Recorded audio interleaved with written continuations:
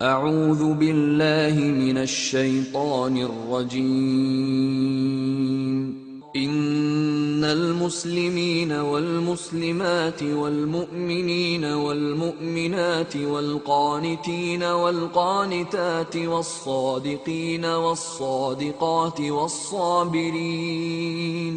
والصابرين والصابرات والخاشعين والخاشعات والمتصدقين والمتصدقات والصائمين والصائمات والحافظين فروجهم والحافظات والذاكرين الله كثيرا والذاكرات أعد الله لهم مغفرة وأجرا عظيما.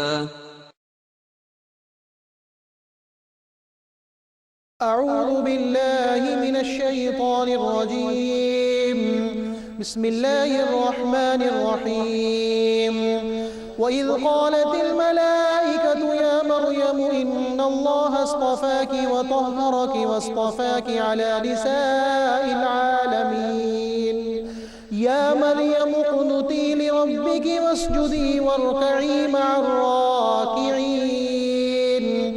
ذلك من أنباء الغيب نوحيه إليك وما كنت لديهم إذ يلقون أقلامهم أيهم يكفل مريم وما كنت لديهم إذ يختصمون.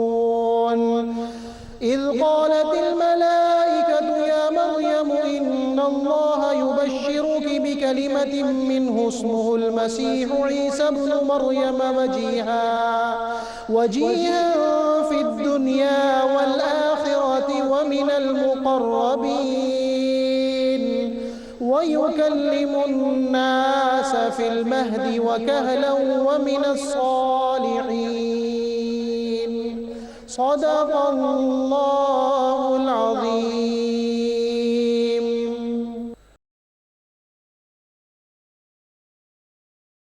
بسم الله الرحمن الرحيم.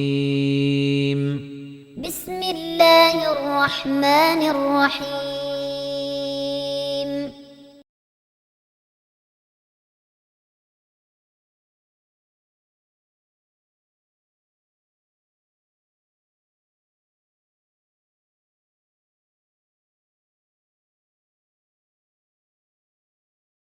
الحمد للہ رب العالمین والصلاة والسلام علی سید الانبیاء والمرسلین اما بعد اعوذ باللہ من الشیطان الرجیم بسم اللہ الرحمن الرحیم وَإِذْ قَالَتِ الْمَلَائِكَةُ يَا مَرْيَمُ إِنَّ اللَّهَ اصْطَفَاكِ وَطَهَّرَكِ وَاصْطَفَاكِ عَلَى نِسَاءِ الْعَالَمِينَ. صدق اللہ العظیم. اللہم صلی علی محمد وعلی آل محمد وبارک وسلم. رب اشرح لی صدری ویسر لی امری واحلل عقدۃ من لسانی یفقہوا قولی وَاجْعَلْ لِي وَزِيرًا مِّنْ أَهْلِي آمین یا رب العالمین. ناظرین کرام السلام علیکم ورحمۃ اللہ وبرکاتہ. پروگرام بصیرت القرآن میں خوش آمدید. آج الحمدللہ پروگرام نمبر 89 آپ کی خدمت میں پیش کر رہے ہیں اور آج انشاءاللہ مطالعہ کریں گے سورہ آل عمران آیات 42 سے 46 کا. قاری سلمان صاحب نے ان آیات کی تلاوت کے ذریعے الحمدللہ پروگرام کا باقاعدہ آغاز فرما دیا ہے. ہمیشہ کی طرح ہمارے نوجوان ساتھی بھی اسٹوڈیوز میں موجود ہیں. قرآن اکیڈمی کراچی میں تعلیم بھی حاصل کر رہے ہیں, وہاں سے تشریف لاتے ہیں. آئیے انہیں بھی خوش آمدید کہیں. السلام علیکم ورحمۃ اللہ وبرکاتہ. وعلیکم السلام ورحمۃ اللہ. آپ لوگ خیریت سے؟ الحمدللہ. ماشاءاللہ. جی ناظرین کرام, ہم سب کی یاد دہانی کے لیے ترتیب کے مطابق سب سے پہلے ایک مبارک فرمان نبی اکرم صلی اللہ علیہ وسلم کا. آئیے قرآن سیکھیں. فرمان نبوی صلی اللہ علیہ وسلم, یہ قرآن ہی سیدھا راستہ ہے. جامع ترمذی کی روایت ہے, یہ قرآن ہی سیدھا راستہ ہے. جو دعا ہم سورہ فاتحہ میں کرتے ہیں وہ بھی یہی ہے نا, اہدنا الصراط المستقیم. اور یہ جو حدیث ہے اس کا عربی متن ہے وہو الصراط المستقیم. رسول اللہ علیہ السلام نے فرمایا کہ قرآن ہی سیدھا راستہ ہے.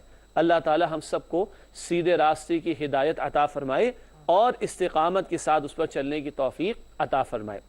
ناظرین کرام, بات کو آگے بڑھاتے ہیں اور ہماری ترتیب جو ہے اسی کے مطابق آگے چلتے ہیں. سب سے پہلے اب آج کی زیر مطالعہ آیات کا ترجمہ آپ کی خدمت میں پیش کریں گے. آج ہم مطالعہ کر رہے ہیں سورہ آل عمران آیات 42 سے 46 کا۔ آئیے ان آیات کا ترجمہ سمجھنے کی کوشش کرتے ہیں۔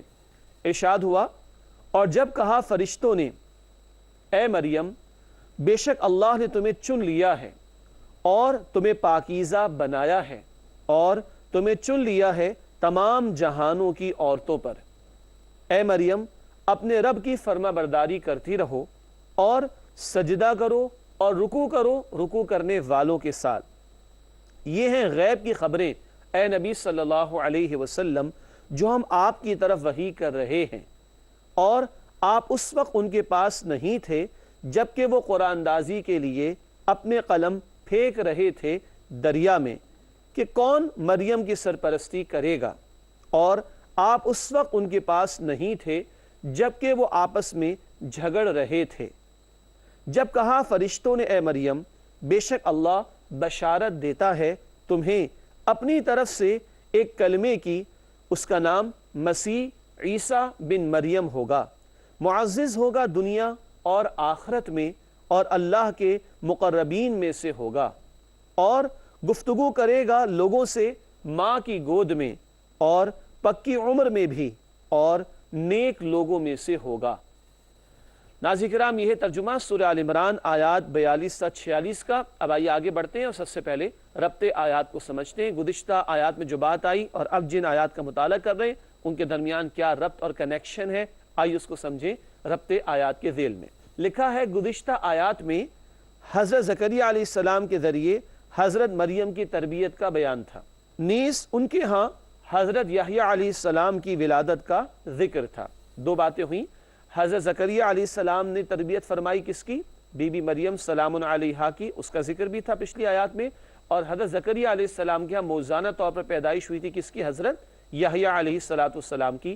یہ گفتگو پچھلی آیات میں آ چکی ہے۔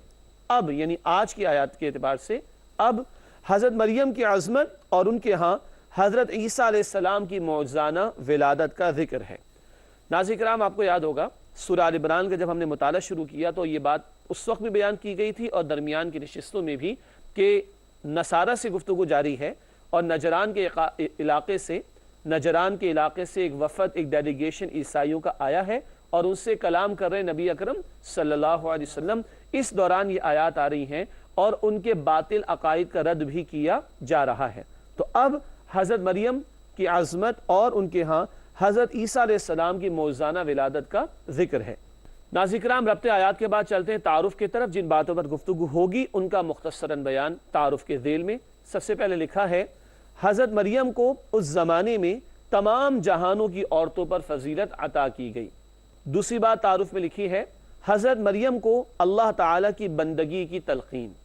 اور تیسری اور آخری بات تعارف میں لکھی گئی ہے حضرت مریم کو حضرت عیسیٰ علیہ السلام کی معجزانہ ولادت کی خوشخبری۔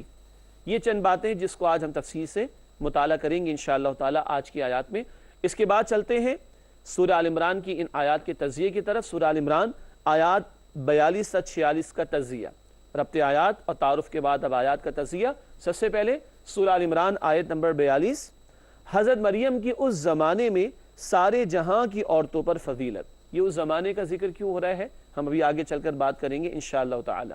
اس کے بعد لکھا ہے آیت 43، حضرت مریم کو اللہ تعالیٰ کی عبادت کی تلقین۔ پھر آیت 44، صدیوں پرانے واقعات کا علم رسالت کی دلیل۔ صدیوں پرانے واقعات نبی پاک صلی اللہ علیہ وسلم کی زبان مبارک سے بیان ہو رہے، یہ آپ کی رسالت کی صداقت کی دلیل بھی ہے۔ اس کے بعد آیت نمبر 45، حضرت عیسیٰ علیہ السلام کی معجزانہ ولادت اور عظمت کا بیان۔ اور آخری آیت آج ہم سمجھیں گے سورہ آل عمران آیت نمبر 46، حضرت عیسیٰ علیہ السلام کا والدہ کی گود میں کلام۔ بہت خوبصورت بات ہے، بہت اہم بات ہے، اس پر بھی گفتگو رہے گی انشاءاللہ تعالی۔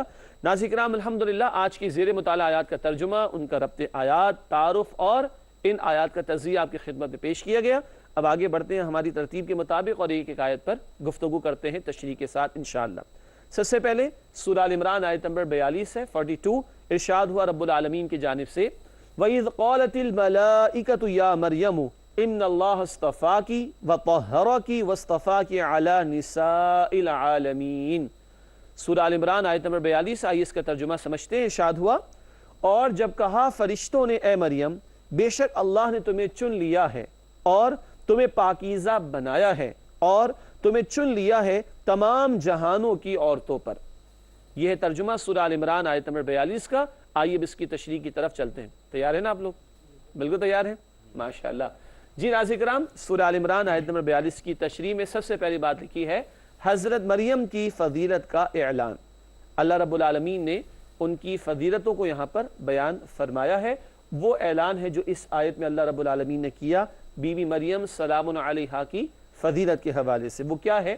اگلا پوائنٹ لکھا ہے تشریح میں، رب کی عنایات، عفت کی حفاظت اور حضرت عیسیٰ کی والدہ ہونے کا اعزاز۔ عنایتیں کیا ہیں؟ اللہ نے انہیں چن لیا ہے اور اللہ نے ان کو پاکیزہ بنایا۔ عفت کی حفاظت یہاں بھی ذکر ہے، اور سورہ تحریم ہم پڑھتے ہیں 28 پارے میں، سورہ تحریم 28 پارے میں ہم پڑھتے ہیں، اس کے بالکل آخر میں ذکر آیا ہے کہ بی بی مریم سلام علیہا نے اپنی عفت کی، اپنی حیا کی حفاظت فرمائی۔ تو یہاں اللہ کی ان پر عنایتوں کا بیان بھی ہے، ان کی عفت کی پاکیزگی کا بیان بھی ہے، اور انہیں اللہ نے جہان والوں کی عورتوں پر چن لیا اس کا بیان بھی ہے۔ اور ایک خاص فضیلت کیا ہے؟ وہ حضرت عیسیٰ علیہ السلام جیسے جلیل القدر رسول کی والدہ ماجدہ بھی ہیں۔ یہ بہت اہم بات ہے۔ تو رب کی عنایات، عفت کی حفاظت اور حضرت عیسیٰ علیہ السلام کی والدہ ہونے کا اعزاز یہ رب نے عطا فرمایا بی بی مریم سلام علیہا کو۔ بڑی پیاری حدیث ہے، نوٹ کیجئے گا اس حوالے سے۔ رسول اللہ صلی اللہ علیہ وسلم نے فرمایا دنیا کی بہترین عورتیں مریم بنت عمران، عمران ان کے والد کا نام ہے، دنیا کی بہترین عورتیں مریم بنت عمران اور خدیجہ بنت خویلد ہیں۔ بخاری و مسلم کی روایت، حضرت خدیجہ رضی اللہ تعالی عنہا۔ دیگر احادیث میں بی بی فاطمہ الزہرا رضی اللہ تعالی عنہا کو جنت کی عورتوں کا سردار قرار دیا گیا ہے، اور حضرت آسیہ جو کہ فرعون کی بیوی تھی ان کا تذکرہ بھی سورہ تحریم میں آتا ہے بہت خوبصورتی کے ساتھ۔ ان کی عظمت قرآن بھی بیان کرتا ہے اور احادیث میں بھی بیان کیا گیا۔ تو یہ کئی ایک عورتیں ہیں جن کی فضیلتیں کہیں قرآن میں اور کہیں احادیث مبارکہ میں ہمارے سامنے آتی ہیں۔ اس حدیث میں حضرت مریم سلام علیہا اور بی بی خدیجہ رضی اللہ تعالی عنہ کی عظمتوں کا تذکرہ ہمارے سامنے آیا۔ ناظرین کرام، ایک ضمنی بات نوٹ کیجئے گا، آپ لوگ بھی نوٹ کر لیجئے، پورے قرآن میں صرف ایک ہی خاتون کا نام آیا ہے، وہ ہے بی بی مریم سلام علیہا۔ قرآن حکیم عورتوں کا تذکرہ کرتا ہے، بی بی آسیہ کا تو میں نے نام لیا نا، لیکن ان کا نام قرآن میں نہیں آیا۔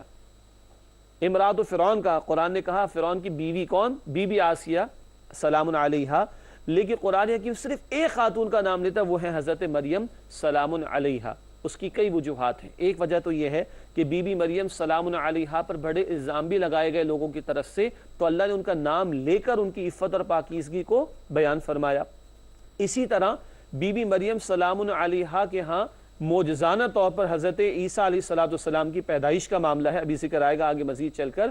تو عیسیٰ ابن مریم قرآن بار بار ذکر کرتا ہے، کیوں؟ بغیر والد معجزانہ طور پر پیدائش ہے کس کی؟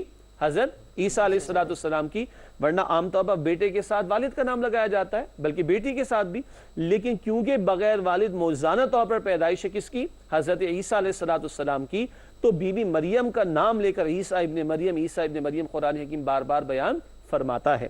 بہرحال یہ ہے سورہ آل عمران آیت نمبر 42۔ اس کے بعد ناظرین کرام آگے بڑھتے اور آیت نمبر 43 کا مطالعہ شروع کرتے ہیں۔ سورہ آل عمران آیت نمبر 43، رب العالمین نے ارشاد فرمایا یا مریم قنوتی لربک واسجدی وارکعی مع الراکعین۔ سورہ آل عمران آیت نمبر 43، آئیے اس کا ترجمہ کرتے ہیں۔ ارشاد ہوا اے مریم اپنے رب کی فرما برداری کرتی رہو اور سجدہ کرو اور رکوع کرو رکوع کرنے والوں کے ساتھ۔ یہ اللہ رب العالمین تلقین فرما رہے ہیں بی بی مریم سلام علیہا کو۔ آئیے اب آیت نمبر 43 کی تشریح کی طرف چلتے ہیں۔ پہلی بات لکھی ہے تشریح میں، حضرت مریم کو شکرانے کے لیے اللہ تعالیٰ کی مزید فرما برداری کی تلقین۔ ویسے تو فرما بردار تھیں، مگر اللہ تعالیٰ کی مزید فرما برداری کی تلقین۔ شکرانہ کس بات کا؟ اتنی عظمتیں ان کی بیان ہوئیں، اتنی نعمتیں اللہ نے ان کو عطا فرمائی، انہیں اللہ تعالیٰ نے چن لیا ہے، انہیں اللہ تعالیٰ نے پاکیزہ کیا ہے، جہانوں کی عورتوں پر اللہ نے ان کو فضیلت عطا فرما دی ہے۔ یہ ساری جو نعمتیں اللہ نے عطا فرمائی، اب اس پر اللہ کی بندگی اور اللہ کا شکرانہ ادا کرنا اور اللہ کا شکر ادا کرنا، اس کی تلقین کی جا رہی ہے۔ تو پہلی بات لکھی ہے حضرت مریم کو شکرانے کے لیے اللہ تعالیٰ کی مزید فرما برداری کی تلقین۔ ناظرین کرام، ایک بات ہم سب کی یاد دہانی اور تربیت کے لیے، اگر ہم یہ پڑھ رہے ہیں اس وقت اسکرین پر کہ حضرت مریم کو شکرانے کے لیے اللہ تعالیٰ کی مزید فرما برداری کی تلقین، تو یہ معاملہ صرف بیوی مریم تک محدود نہ ہو، بلکہ اللہ نے ہمیں بھی کروڑ نعمتیں عطا فرمائی ہیں، تو گویا ہمارے لیے بھی پیغام ہے کہ ہم بھی اللہ رب العالمین کی بندگی اور اللہ رب العالمین کے شکر ادا کرنے کی مستقل بنیادوں پر کوشش کرتے رہیں۔ اللہ ہمیں اس کی توفیق عطا فرمائے۔ آگے لکھا ہے تشریح میں اہم بات ہے، توجہ سے دیکھیے گا، سنیے گا۔ یہود کے ہاں رکوع میں کوتاہی تھی، اس کے اہتمام پر توجہ دلائی گئی ہے۔ الفاظ کیا ہے؟ وَاسْجُدِي وَارْكَعِي مَعَ الرَّاكِعِينَ۔ خطاب تو ہوا بی بی مریم سے سلام علیہا، مگر اس دور میں بنی اسرائیل تو موجود تھے نا، اور ان میں یہود بھی تھے جو موجود تھے، ان کے ہاں رکوع میں کوتاہی آ گئی تھی۔ اسی طرح سورۃ البقرہ میں بھی پڑھا تھا نا، سورۃ البقرہ میں بھی ہم پڑھ چکے وَارْكَعُوا مَعَ الرَّاكِعِينَ، رکوع کرو رکوع کرنے والوں کے ساتھ۔ وہاں بھی ذکر ہوا تھا، یہاں بھی ذکر کر رہے ہیں کہ یہ قیام سے سیدھے سجدے میں چلے جاتے تھے، رکوع نہیں کرتے تھے، تو رکوع میں کوتاہی آ گئی تھی، اس پر توجہ دلائی گئی ہے، اس کے اہتمام پر توجہ دلائی گئی۔ یہ بات تشریح میں ہمارے سامنے موجود ہے۔ ناظرین کرام، ایک اور بڑا قیمتی نقطہ یہاں پر نوٹ کیجئے گا، سجدہ اور رکوع نماز کے ارکان ہیں، تو نماز بھی مراد لی گئی کہ نماز کی تلقین کی جا رہی، مگر ایک بڑی خوبصورت رائے مفسرین نے بیان فرمائی، دیکھیے گا۔ سجدے سے ایک مراد نماز اور رکوع سے مراد خشوع اور خضوع بھی ہے۔ سجدے سے ایک مراد کیا ہے؟ نماز، اور رکوع سے مراد خشوع اور خضوع بھی ہے۔ کیسے؟ دیکھیے، نماز کا کوئی ایک رکن بیان کر کے نماز مراد لی جاتی ہے۔ ناظرین نوٹ کیجئے گا، سورہ مزمل ہے، یا ایھا المزمل قم اللیل الا قلیلا، اے لحاف کو لپٹ کر سونے والے صلی اللہ علیہ وسلم، قم اللیل، رات میں کھڑے ہو جائیے۔ اب رات میں کھڑے ہونے سے ہم کیا مراد لیتے ہیں؟ تہجد کی نماز، جو نبی پاک علیہ السلام پر تو فرض کی امت کے لیے جو ہے وہ نفل قرار دے دی گئی، لیکن کھڑا ہونے کا لفظ آیا، قیام کھڑے ہونے کو کہتے ہیں نا، لیکن کھڑا ہونے سے مراد پوری نماز لی گئی، تو یہاں سجدے کا لفظ ایک مراد کیا لی گئی؟ پوری نماز کی ادائیگی۔ اور رکوع ایک تو نماز میں ہوتا ہے، اور ایک رکوع کیا ہوتا ہے؟ پوری زندگی میں جھکے رہنا اور دل میں بھی عاجزی کا ہونا، انکساری کا ہونا، تو ایک مراد کیا لی گئی؟ رکوع سے مراد خشوع اور خضوع بھی ہے، تو نماز کا اہتمام بھی ہو اور نماز میں عاجزی اور خشوع اور خضوع بھی بندہ اختیار کرے۔ اللہ تعالی ہم سب کو اس کی توفیق عطا فرمائے۔ ناظرین کرام، سورہ آل عمران کی مزید آیات کا مطالعہ جاری رہے گا انشاءاللہ تعالی، مگر آپ سے ملاقات ہوتی ہے اس وقفے کے بعد۔ امید ہے آپ ہمارے ساتھ ہی رہیں گے۔ السلام علیکم ورحمۃ اللہ وبرکاتہ۔ ناظرین کرام، پروگرام بصیرت القرآن میں خوش آمدید۔ ہم سورہ آل عمران کی آیات کا مطالعہ کر رہے ہیں۔ آئیے اپنا مطالعہ آگے بڑھائیں اور سورہ آل عمران آیت نمبر 44 کا مطالعہ شروع کرتے ہیں۔ رب العالمین کی طرف سے ارشاد ہوا، ذَلِكَ مِنْ أَنْبَاءِ الْغَيْبِ نُوحِيهِ إِلَيْكَ وَمَا كُنْتَ لَدَيْهِمْ إِذْ يُلْقُونَ أَقْلَامَهُمْ أَيُّهُمْ يَكْفُلُ مَرْيَمَ وَمَا كُنْتَ لَدَيْهِمْ إِذْ يَخْتَصِمُونَ۔ سورہ آل عمران آیت نمبر 44 ہے، آئیے اس کا ترجمہ سمجھتے ہیں۔ ارشاد ہوا، یہ ہیں غیب کی خبریں اے نبی صلی اللہ علیہ وسلم جو ہم آپ کی طرف وحی کر رہے ہیں، اور آپ اس وقت ان کے پاس نہیں تھے جبکہ وہ قرآن اندازی کے لیے اپنے قلم پھینک رہے تھے دریا میں کہ کون مریم کی سرپرستی کرے گا، اور آپ اس وقت ان کے پاس نہیں تھے جبکہ وہ آپس میں جھگڑ رہے تھے۔ ناظرین کرام، سورہ آل عمران آیت نمبر 44 ہے، آئیے اس کی تشریح کی طرف چلتے ہیں۔ سب سے پہلی بات تشریح میں لکھی گئی ہے، صدیوں پرانے واقعات کا بیان نبی کریم صلی اللہ علیہ وسلم کی رسالت کی دلیل ہے۔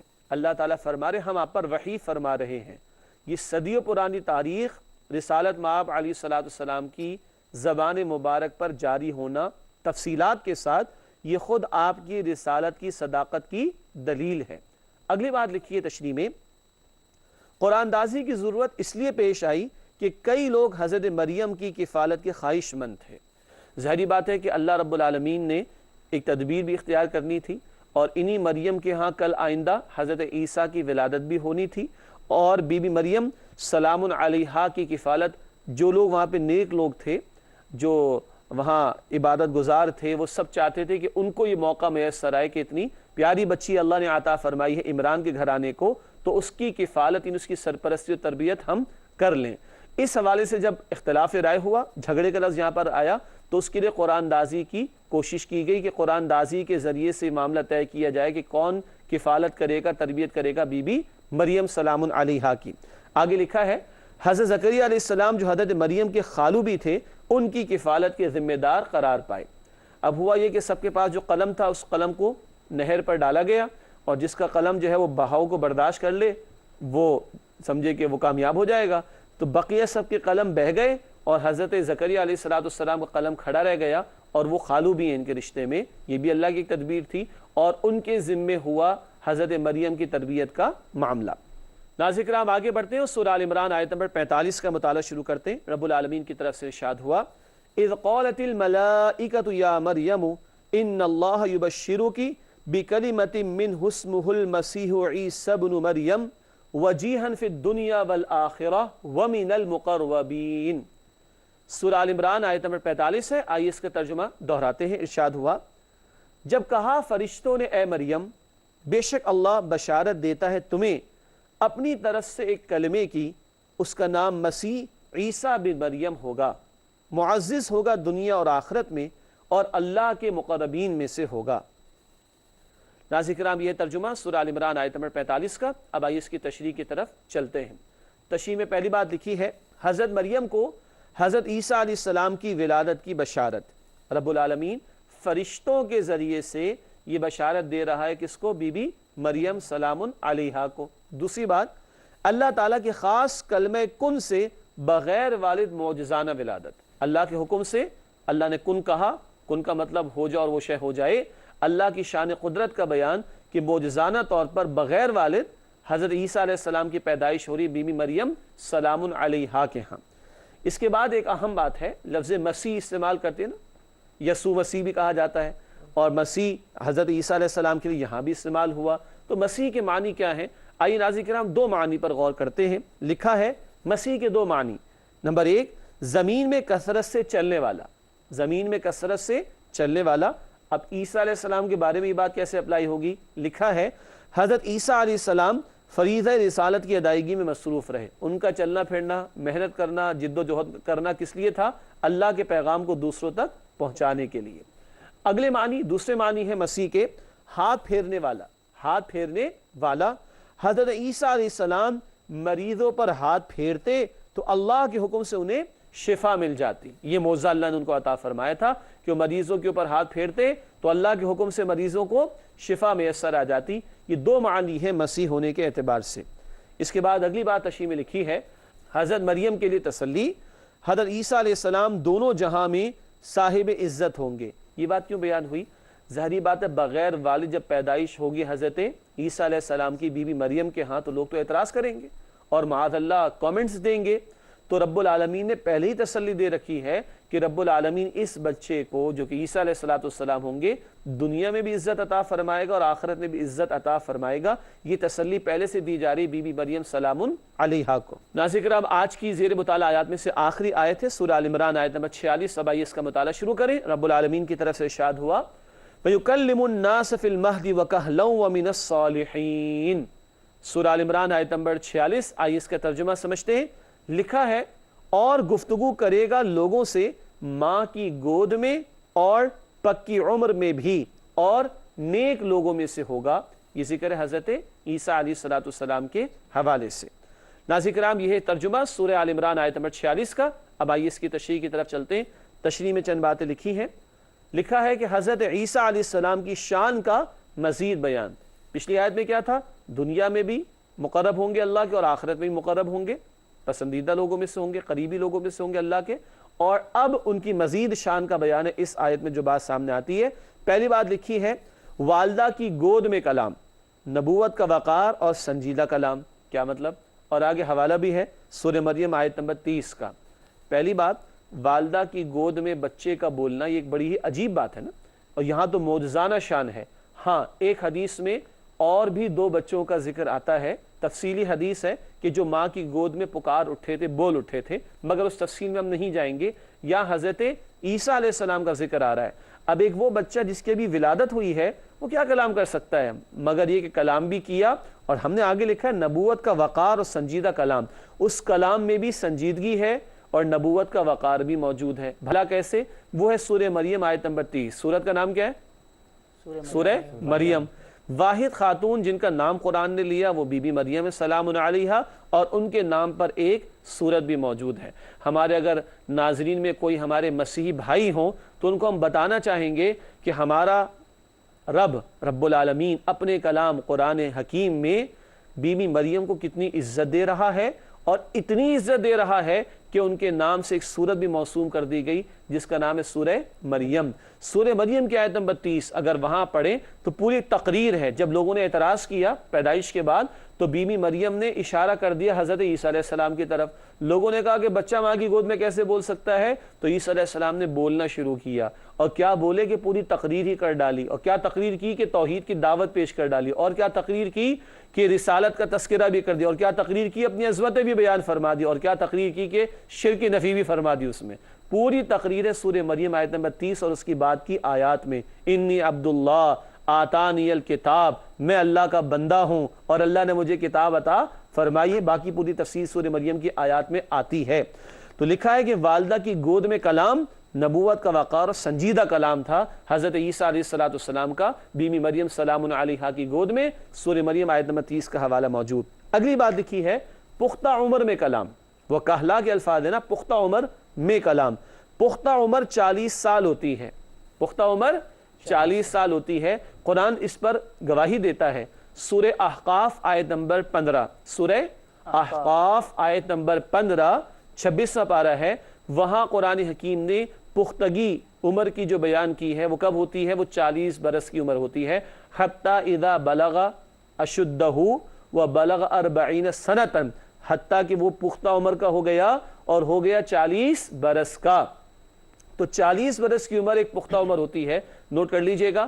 ناظرین کرام آپ بھی نوٹ کیجئے گا، عیسیٰ علیہ السلام کو 33 برس کی عمر میں اللہ نے اٹھا لیا تھا، آسمانوں پر بلند فرما لیا تھا۔ ہمارا عقیدہ تو یہی ہے، اور یہ ابن ماجہ شریف کی روایت میں ایک اور بات بھی آتی ہے، میں عرض کروں گا بعد میں۔ لیکن 33 برس کی عمر میں عیسیٰ علیہ السلام کو بلند کر لیا گیا تھا آسمانوں پر۔ ابن ماجہ کی ایک روایت میں ذکر آتا ہے کہ اہل جنت کی عمر بھی 33 سال کی ہوگی۔ وہ بھرپور جوانی کا دور ہوتا ہے اور انسان بھرپور استفادہ کر سکے گا۔ اللہ ہم سب کو جنت الفردوس میں جگہ عطا فرمائے۔ 33 برس میں ان کو بلند کر لیا گیا، اور پختہ عمر کب ہوتی ہے؟ 40۔ تو یہ اشارہ ہے کس بات کی طرف؟ وہ اگلا پوائنٹ نوٹ کیجئے گا، قرب قیامت، نزول عیسیٰ علیہ السلام کی طرف اشارہ۔ قرآن کہہ رہا ہے پختہ عمر میں گفتگو کریں گے، اور قرآن کے بیان کے مطابق پختہ عمر 40 برس کی ٹھہرتی ہے۔ یہ اشارہ ہے۔ تفصیلات تو احادیث مبارکہ میں ہمیں ملتی ہیں حضرت عیسیٰ علیہ السلام کے نزول کی اور واپس تشریف لانے کی، وہ تفصیلات تو احادیث میں ہیں، مگر یہ اشارہ یہاں پر ملتا ہے کہ پختہ عمر ہوگی تب وہ اس عمر میں بھی کلام کریں گے انشاءاللہ تعالی۔ بات سمجھ آ رہی؟ الحمدللہ۔ جی ناظرین کرام، آج کی زیر مطالعہ آیات کا الحمدللہ بیان کسی درجے میں مکمل ہوا۔ چلتے ہیں ہمارے ساتھیوں کی طرف اور ان سے معلوم کرتے ہیں کہ یہ ہم سے کیا سوالات آج دریافت کرنا چاہتے ہیں۔ جی سب سے پہلا سوال کون کر رہا ہے؟ حارث صاحب کریں گے؟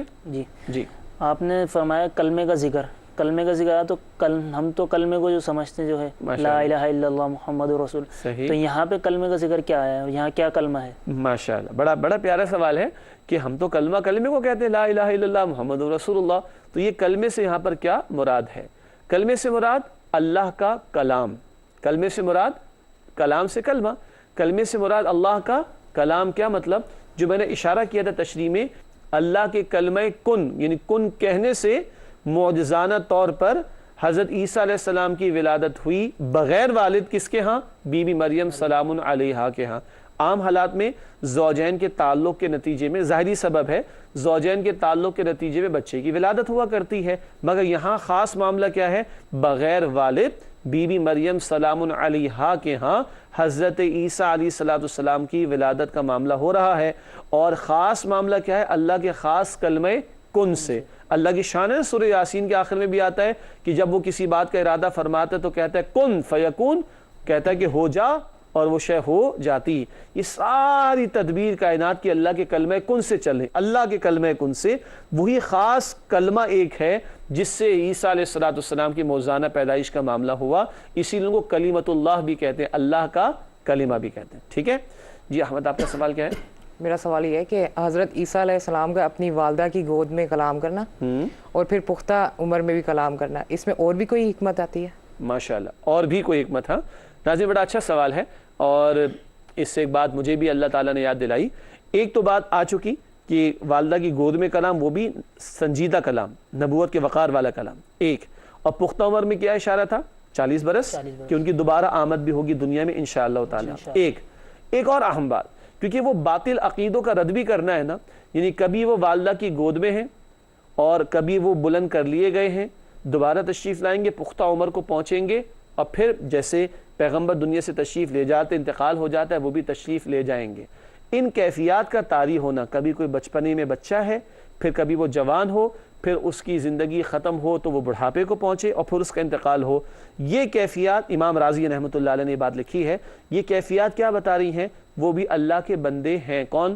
عیسیٰ علیہ السلام، کیونکہ یہ کیفیات بندوں پر طاری ہوتی ہیں، رب العالمین جو خالق کائنات اس پر یہ کیفیت، یا معبود حقیقی پر یہ کیفیت طاری نہیں ہو سکتی۔ تو کبھی ان کا بچپنے کا معاملہ، کبھی ان کی جوانی کی عمر، اور پھر ان کا بلند کر لیا جانا، دوبارہ تشریف آوری، پھر ان کا بڑھاپے کا معاملہ ہونا، یا پھر ان کے انتقال کا معاملہ آنا، یہ ساری کیفیات بتا رہی کہ عیسیٰ علیہ السلام بندے ہیں، خدا نہیں ہے۔ یہ وہ جو نجران کے وفد سے جو کلام ہو رہا ہے ان کو بھی سمجھایا جا رہا ہے اور ان کے غلط عقیدوں کا رد بھی کیا جا رہا ہے۔ بات واضح ہو رہی؟ الحمدللہ۔ جی سہیب آپ کا سوال۔ حضرت مریم سلام علیہ سے جو اللہ تعالیٰ فرشتوں کے ذریعے کلام کرتے تھے، کیا یہ وحی کی صورت تھی؟ ہاں، بڑا زبردست سوال آپ لے کر آئے، حالانکہ سوال بالکل شروع سے متعلق ہے جو آج ہم نے آیات شروع کی۔ ناظرین کرام، آپ نے سوال نوٹ کیا کہ فرشتوں کے ذریعے سے بشارت دی گئی، تو کیا یہ وحی کی صورت تھی؟ دو باتیں سمجھ لیں۔ ایک، پیغمبر یا انبیاء ہمیشہ مردوں میں سے رہے، کبھی کسی خاتون کو نبی نہیں بنایا گیا، اس کی بڑی وضاحت ہے، اس کی وضاحت اپنی جگہ۔ تو پہلی بات، کوئی خاتون کبھی نبی نہیں بنی۔ دوسری بات، انبیاء پر فرشتوں کا آنا، وہ وحی لے کر آتے تھے، وحی نبوت اسے کہتے ہیں۔ کیا کہتے ہیں؟ وحی نبوت، وہ تو انبیاء اور رسول کا خاصہ ہے۔ اچھا، وحی کا ایک معنی ہے اشارہ کرنا، وحی کے ایک معنی کوئی بات دل میں ڈال دینا۔ یہ وحی، یہ والی یعنی اشارہ کر دینا، کوئی بات دل میں ڈال دینا، یہ تو غیر انبیاء پر بھی ہو سکتی ہے۔ موسیٰ علیہ السلام کی والدہ کو مشہور بات ہے نا، کیا اللہ نے دل میں بات ڈلوائی کہ موسیٰ علیہ السلام کو صندوق میں ڈال کر دریا کے حوالے کر دیں، تو وہاں بھی لفظ وحی استعمال ہوتا ہے۔ سورہ نحل ہے 14ویں پارے میں، شہد کی مکھی، قرآن کہتے ہیں شہد کی مکھی کو وحی کی گئی کہ وہ ایسے ایسے جو ہے وہ شہد تیار کرے۔ یہ کون سی وحی؟ جو نبوت والی نہیں ہوتی، بلکہ اللہ کوئی بات سجھا دے، پہنچا دے، سمجھا دے یا دل میں ڈال دے۔ اور کبھی یہ فرشتوں کے ذریعے بھی ہو سکتا ہے، جیسے کہ یہاں پر معاملہ ہوا، لیکن نہ نمبر ایک، نہ کوئی خاتون کبھی نبی بنی ہے، اور نمبر دو، پیغمبروں پر جو وحی آتی ہے تو فرشتے لے کر آتے تھے، لیکن فرشتوں کے ذریعے کوئی بات اللہ پہنچا دے یا دل میں ڈال دے، وہ غیر نبی کے لیے بھی ممکن ہے، مگر وہ نبوت والی وحی نہیں ہوا کرتی۔ بات واضح ہو گئی الحمدللہ؟ جی ناظرین کرام، ان پیارے پیارے سوالات سے الحمدللہ ہمیں بھی مزید کچھ سیکھنے کا، سمجھنے کا موقع ملتا ہے۔ پروگرام کے آخری لمحات ہیں اور آخری مختصر سیگمنٹس ہوا چلتے ہیں۔ آخری سیگمنٹس کی طرف سب سے پہلے قرآنی معلومات کے حوالے سے ایک بات آج کی۔ سورہ محمد صلی اللہ علیہ وسلم کا ایک اور نام سورۃ القتال بھی ہے۔ سورہ محمد صلی اللہ علیہ وسلم 26واں پارہ ہے، اس کا ایک اور نام سورۃ القتال بھی ہے، کیونکہ اس میں غزوہ بدر کے تعلق سے کچھ باتیں اللہ تعالیٰ نے قتال کے ضمن میں بیان فرمائی ہیں۔ اس کے بعد ناظرین کرام ہمارا سیگمنٹ ہے حاصل مطالعہ، جن باتوں کو ہم نے سمجھا ان کو مختصراً دہراتے ہیں آخر میں۔ آئیے حاصل مطالعہ میں سب سے پہلی بات دیکھتے ہیں کیا ہے۔ حضرت مریم کی اس وقت کی تمام عورتوں پر فضیلت۔ اس سے ایک مراد یہ کہ اس وقت تو جو بھی خواتین سب پر فضیلت دی گئی، بعد والی عورتوں پر بھی فضیلت ہے، لیکن پھر نبی پاک علیہ الصلوۃ والسلام کے ازواج مطہرات کی بھی فضیلت ہے، بی بی فاطمہ الزہرا اور دیگر بیٹیوں کی بھی فضیلت ہے، اور دیگر صحابیات کی فضیلت کا بیان بھی ہمارے سامنے رہتا ہے۔ ان سب کے مجموعے کو ہم کہیں گے اللہ نے خاص بندوں کو جیسے چنا ہوتا ہے، اسی طرح خاص بندیاں ہیں جن کو اللہ نے چنا ہوتا ہے اپنی عنایتوں کے عطا فرمانے کے اعتبار سے، جن میں سے ایک بہت بڑا نام حضرت مریم سلام علیہا کا بھی ہے۔ اگلی بات لکھی حاصل مطالعہ میں، نعمت پر اللہ تعالیٰ کی شکر گزاری کی تلقین، اور یہ سے بی بی مریم کے لیے نہیں بتایا تھا نا، ہم سب کو بھی اللہ کی نعمتوں پر شکر ادا کرنا چاہیے۔ اگلی اور آخری بات حاصل مطالعہ میں لکھی ہے، حضرت عیسیٰ علیہ السلام کی معجزانہ ولادت اور عظمت کا بیان۔ عظمت ہم نے سمجھی دنیا میں بھی عزت، آخرت میں بھی مقربین میں سے ہوں گے، والدہ کی گود میں بھی کلام کریں گے اور پختہ عمر میں بھی کلام کریں گے، یہ ذکر ہم کر چکے الحمدللہ۔ یہ ناظرین کرام اس کے بعد جائزے میں ہم جائزہ لیتے ہیں اپنے اندر کچھ جھانکنے کا اور سوالات کے جوابات تلاش کرنے کا جائزہ۔ آئیے جائزہ لیں۔ پہلا سوال جائزے کے اعتبار سے، کیا ہم نبی کریم صلی اللہ علیہ وسلم کی تعلیمات پر یقین رکھتے ہیں؟ یہ سوال کیوں اٹھایا گیا کہ صدیوں پرانی واقعات آپ کی زبان سے جاری ہونا آپ کی رسالت کی دلیل. یہ تو پرانے واقعات ہیں نا.